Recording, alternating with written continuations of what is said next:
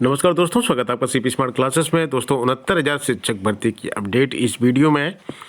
Third counselling के बारे में आपके बहुत सारे प्रश्न आ रहे थे। कट ऑफ के बारे में आप लोग पूछ रहे थे कि सर कट ऑफ कितना जाएगा और क्या उम्मीद बची हुई है। अभी आपके कमेंट्स आते हैं, आप बताते हैं कि सर मेरा इतना गुणांक है कि मेरी सिलेक्शन होने के चांसेस कुछ है या नहीं है।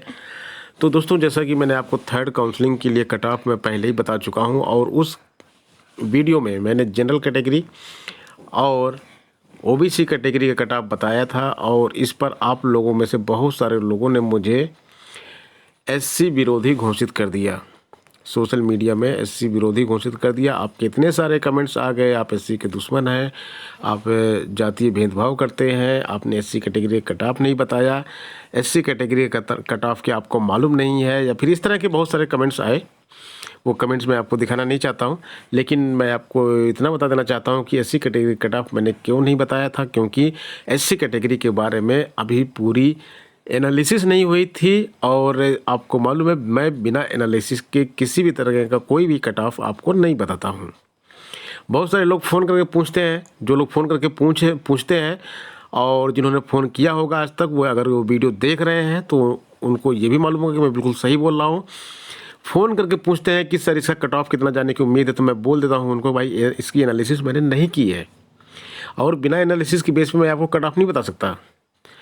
तो खैर उसमें एससी की कट ऑफ मैंने नहीं बताई थी क्योंकि एनालिसिस इसकी पूरी नहीं हुई थी। एसटी कैटेगरी की जो बची हुई सीटें हैं उसके ऊपर डिसीजन नहीं हो पाया था क्योंकि वो एससी में जुड़ेंगे कि नहीं जुड़ेंगी। उम्मीद थी कि एससी में जुड़ जाएंगी वो सीटें और एससी कैटेगरी के छात्रों को बहुत ज़्यादा फ़ायदा होने वाला है, इसलिए मैंने एससी कैटेगरी का कट ऑफ नहीं बताया था। तो खैर इस वीडियो में हम सभी चीज़ें कवर कर लेंगे। तो कुछ इम्पॉर्टेंट चीज़ें हैं जिसके ऊपर चर्चा करनी है, तो शुरू करते हैं वीडियो। और वीडियो शुरू करने से पहले आपसे रिक्वेस्ट है, अगर आपने अभी तक चैनल को सब्सक्राइब नहीं किया है, आप शिक्षक भर्ती की परीक्षाएं देते हैं, आपने चैनल को सब्सक्राइब नहीं किया है, चैनल में अगर विश्वास करते हो, इस चैनल की इन्फॉर्मेशन अगर आपके काम की होती हो और आपको हमारी वीडियो पसंद आती हो तो चैनल को ज़रूर सब्सक्राइब कीजिएगा और बेल आइकन भी दबाइएगा, जिससे आपको नोटिफिकेशन समय पर मिलता रहेगा। मेरे वीडियोस में फालतू की बातें नहीं होती हैं। जनरली मैं यहाँ तक कि भी चैनल को सब्सक्राइब करने वाली बातें भी बहुत कम ज़्यादा कदा वीडियो में करता हूँ। लाइक सब्सक्राइब की बात तो भी बहुत कम करता हूँ। खैर इसमें काफ़ी बातें हो गई, अब यहाँ पे काम की बात भी कर लेते हैं, नहीं तो आप लोग बोर हो जाएंगे। बची हुई सीट कितनी है इसके बारे में सबसे पहले तो देखिए, इसमें अनुमान लगाना जो है एक अजीबोगरीब चीज़ है कि कैसे अनुमान इसमें लगाया जाए, कितनी सीटें बची हुई हैं। तो जो सीटें बची हुई हैं वो दोनों काउंसलिंग करने के बाद लगभग 7 से 8 हज़ार सीट इसमें बची हुई है। और इसके साथ साथ आपको ये भी बता दें, जो त्रुटि वाले अभ्यर्थी हैं, जिनका त्रुटि उसमें एप्लीकेशन में त्रुटि थी, जिनको ज्वाइनिंग नहीं दी गई है, उनकी भी अच्छी खासी संख्या है। आपको सबसे पहले मैं उदाहरण दिखा देता हूँ कि उनकी संख्या कैसे पता चल सकती है, उसके बेस पे अनुमान कैसे लगाया जा सकता है। तो सबसे पहले देखते हैं कि कितनी सीटें त्रुटि वाले अभ्यर्थियों की बच सकती हैं। दोस्तों अगर प्रयागराज की न्यूज़ देखें तो प्रयागराज में कितनी है, जो भी सीटें थी प्रयागराज में पहले चरण में सारी सीटें भर गई थी। केवल 3 पद ऐसे बचे हुए थे जिनकी सेकंड काउंसलिंग होनी थी। इन 3 में 2 लोगों ने काउंसलिंग कराई है, एक सीट यहाँ पे रिक्त गई है। ठीक है, खैर पहले जो काउंसलिंग हुई थी उसमें देखिए यहाँ पे साफ साफ लिखा हुआ है कि पहले चरण में 80 अभ्यर्थियों के प्रमाण पत्र में छोटी गलती के चलते काउंसलिंग के बाद नियुक्ति पत्र जारी नहीं किए गए थे। तो ठीक है, 80 अभ्यर्थी अगर केवल प्रयागराज में हो सकते हैं तो एक मोटा मोटा अनुमान अगर लगाया जाए तो 80 के आसपास बाकी जिलों में भी अगर हो तो इसको 75 से गुणा करने पर क्या आ जाएगा, आप समझ ही सकते हैं कि ये 5,000 से ऊपर आएगा। मोटा अनुमान है, एक मोटा अनुमान बता रहा हूँ मैं, 5,000 के ऊपर आएगा।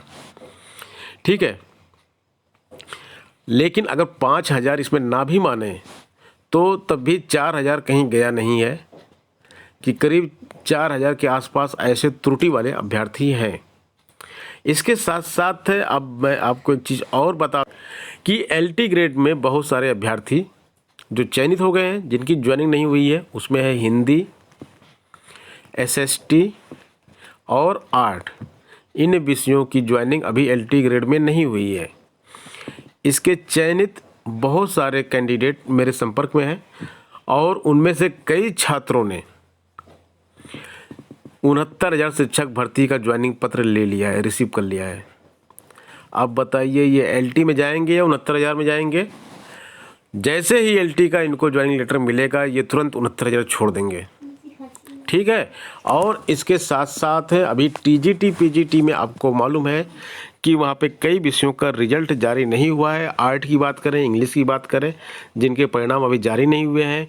हिंदी का अभी वहाँ पे इंटरव्यू चल रहा है, तो वो सारे छात्र कहाँ जाएंगे? वो सभी छात्र 69,000 में ज्वाइनिंग लेटर रिसीव कर चुके हैं।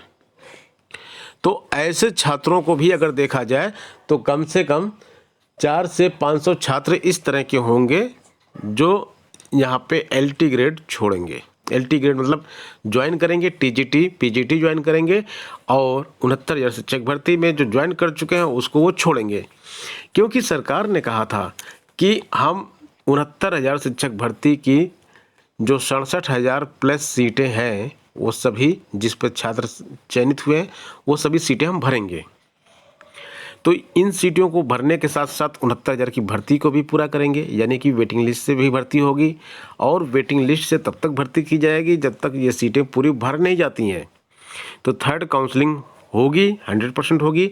उसके बाद फोर्थ काउंसलिंग के भी चांस है, ठीक है। एक तो ये चीज़ आप क्लियर कर लीजिए। तो अब जब ये काउंसलिंग हो रही है तो ये सारी सीटें इसमें ऐड होंगी और इन सीटों को अगर हम देखें तो एक मोटा मोटा जो अनुमान लग रहा है 7 से 8,000 मैंने आपको बताया जो काउंसलिंग जिन्होंने छोड़ दी है, जिन्होंने काउंसलिंग छोड़ दी है।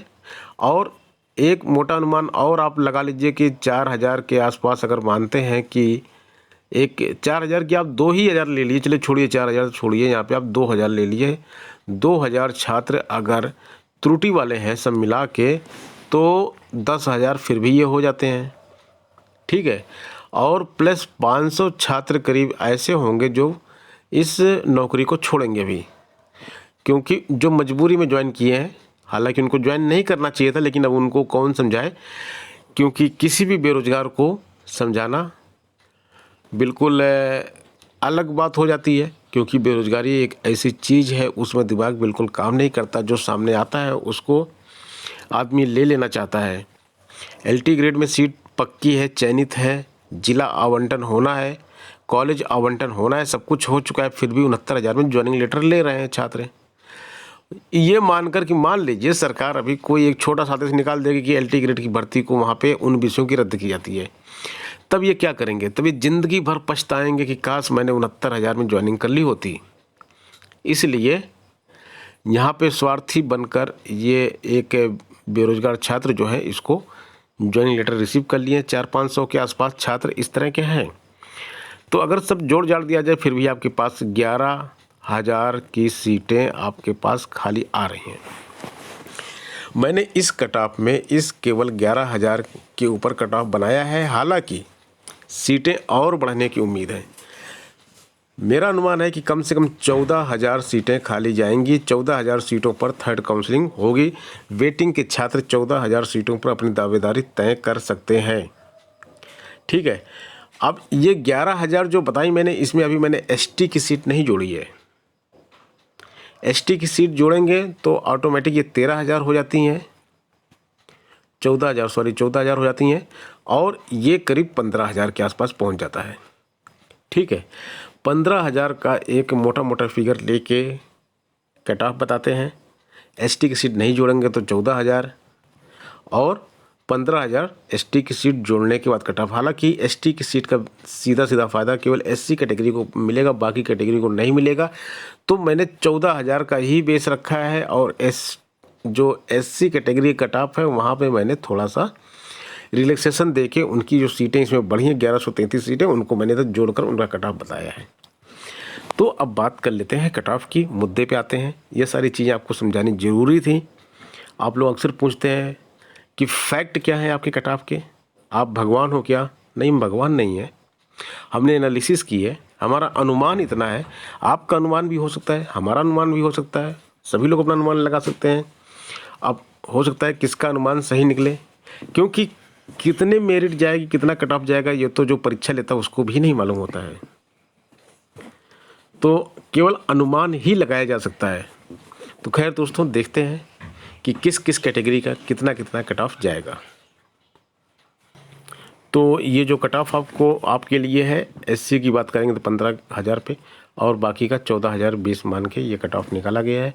और इस कट ऑफ में देख लेते हैं, जनरल कैटेगरी का कट ऑफ जो होगा वो 65 तक आने का चांस है। 65 अगर आपके गुणांक बन रहे हैं तो अपने आप को आप कंपटीशन में माने और आपकी संभावना बन सकती है। अगर इसके नीचे आपका जाता है तो उसके बारे में मैं नहीं कह सकता हूँ। हो सकता है उसके नीचे चला जाए कट ऑफ, हो सकता है आपका सिलेक्शन हो जाए, लेकिन मेरे हिसाब से 65 बिल्कुल सेफ है। 65 के ऊपर चांसेस ज़्यादा है, 65 के नीचे चांसेस धीरे धीरे कम होते चले जाएंगे। इसी तरह ओबीसी में जो जाएगा वो 64 जाएगा। 64 तक संभावनाएं पूरी बन रही हैं। और एससी कैटेगरी की बात करेंगे तो एससी कैटेगरी में 59 अगर बन रहा है एससी कैटेगरी का, सीटें जोड़ने के बाद, एसटी कैटेगरी की सीट जोड़ने के बाद 59 या इसके ऊपर अगर आप हैं तो आपकी प्रबल संभावना है कि आपका चयन हो जाएगा।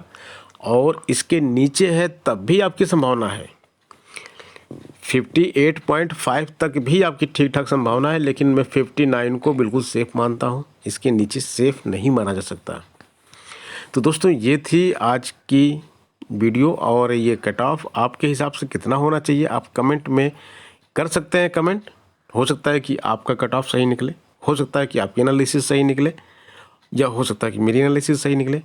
मेरी एनालिसिस 69,000 शिक्षक भर्ती और 68,000 शिक्षक भर्ती के लिए बिल्कुल सटीक बैठी है। तो हो सकता है कि इस बार भी मेरी एनालिसिस बिल्कुल सटीक बैठे। तो दोस्तों, मिलते हैं नेक्स्ट वीडियो में नए अपडेट के साथ। धन्यवाद।